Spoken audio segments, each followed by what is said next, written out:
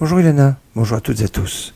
J'aimerais revenir sur ce poème liturgique fabuleux qui reprend en fait un enseignement du Talmud qui nous dit Tirle Shana Vikilotea Tahel Shana Ubirchotea, que se termine l'année et ses malédictions, commence une année et ses bénédictions, ce qui justifie la lecture de la paracha Kitavo, une paracha où il y a 98 malédictions avant Rosh Hashanah. Alors, se termine l'année et son lot de bénédictions, commence l'année et ses bénédictions. On ne s'intéresse pas trop de savoir c'est quoi les bénédictions du début de l'année. Et là, j'aimerais partager avec vous une réflexion qui me semble intéressante.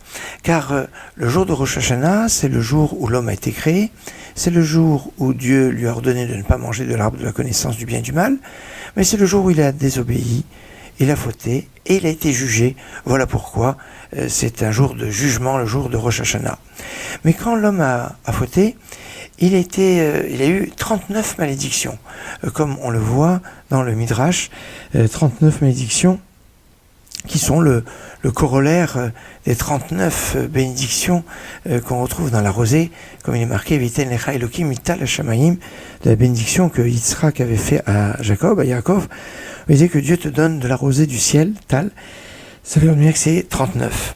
Mais là, il y a quelque chose de remarquable, c'est qu'au lendemain de Rosh Hashanah, on a le jeûne de Guédalia, le jeûne pour commémorer l'assassinat de ce gouverneur de la Judée qui a été assassiné par un de ses frères, une catastrophe. Et comme c'est un jour de jeûne, eh bien, dans l'office du matin notamment, on trouve ça aussi dans l'office de l'après-midi, eh bien, on a une amida assez particulière, puisque on a l'amida qu'on dit à voix basse, qui est composé en fait de 19 bénédictions, comme tous les jours de la semaine. Mais quand on fait la répétition de l'Amida, on rajoute une bénédiction, Annez-nous, réponds-nous.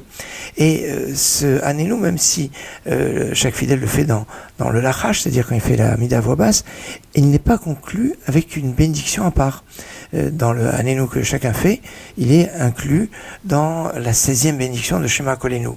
Quand il y a la répétition de l'Amida, eh bien le ministre officiant donne à Annez-nous un statut spécial entre la bracha de la délivrance et la bénédiction de la guérison, avec une bénédiction à part qui commence avec Annez-nous et qui est une bénédiction qui va faire que la répétition de l'Amida, les jours de jeûne, est composée de 20 bénédictions au lieu de 19, puisqu'on a rajouté avec Annez-nous. Alors, 20 bénédictions, plus ces 19 que l'on fait à voix basse, ben ça fait 39.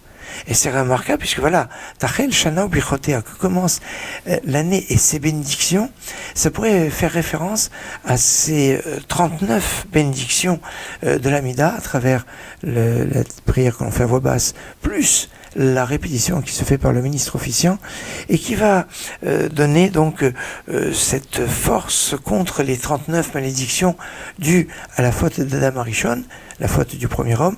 Et on sait que l'homme devait être puni quand il a fauté, et juste c'était l'entrée de Shabbat, et Shabbat a plaidé pour que Adam ne soit pas puni, et il n'a pas été puni.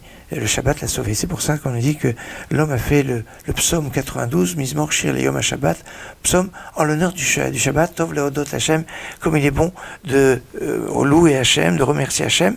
Et ce qui caractérise le Shabbat, c'est qu'il a justement 39 travaux interdits. 39 travaux interdits en rapport avec la rosée qui se dit Tal, qui dans la valeur numérique est 39, pour juguler les 39 malédictions qui ont frappé l'homme lors du moment où il a mangé de la connaissance du bien et du mal.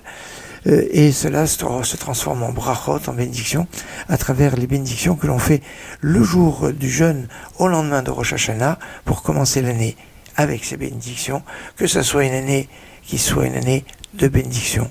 Amen. Excellente journée.